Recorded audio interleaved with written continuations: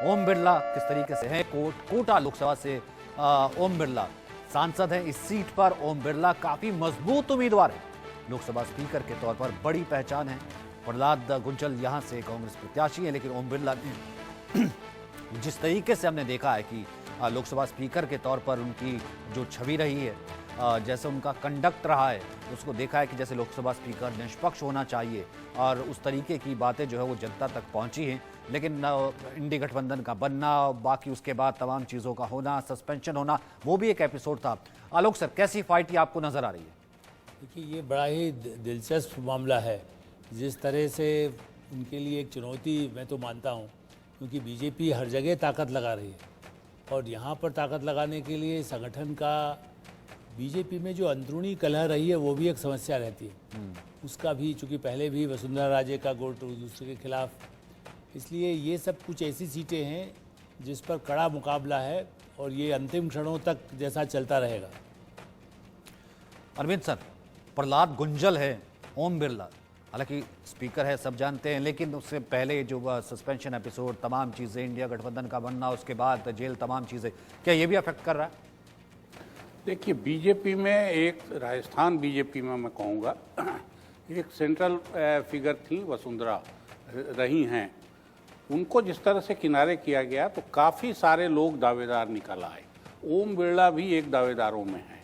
तो दावेदार होने के अपने फ़ायदे हैं, लेकिन अपने नुकसान भी हैं कि बाकी सारे लोग आपके पक्ष में नहीं होंगे। और कोटा ऐसी सीट है जिसके आसपास का सारा संगठन के हिसाब से कांग्रेस काफ़ी मजबूत है। सचिन की सक्रियता जिन इलाकों में है उनमें ये भी है।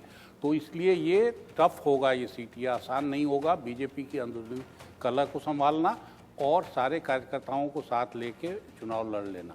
वैसे बड़ा नाम है और मेरे ख्याल से अध्यक्ष के तौर पे उनका परफॉर्मेंस बीजेपी के हिसाब से बढ़िया रहा है, उसमें कोई कमी नहीं है, लेकिन तब भी ये मुकाबला टफ होगा।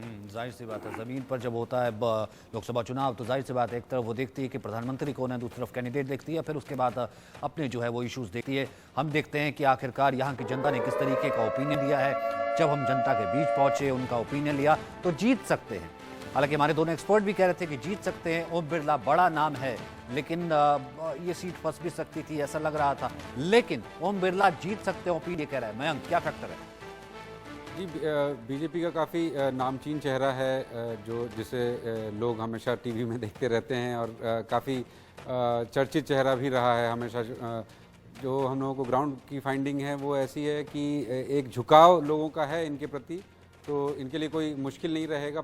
दूसरा एक साफ सुथरी छवि वाले हैं, मतलब कोई ऐसा व्यवहार, जिसका अरविंद जी ने कहा, कोई दूसरे सबके साथ एक जैसे अच्छा व्यवहार, अच्छे से बोलना, उस तरीके वाले भी जिसे सांसद स्पीकर रहे। बिल्कुल, 3.25 लाख वोट से पिछली दफ़ा वो जीते थे, तो इसके लिए उनके लिए कोई कठिन नहीं रहेगा इस बार ये सीट निकालना। चलिए, ओपिनियन पोल ये कह रहा है कि बहुत आसानी से ओम बिरला यहाँ से जीत सकते हैं।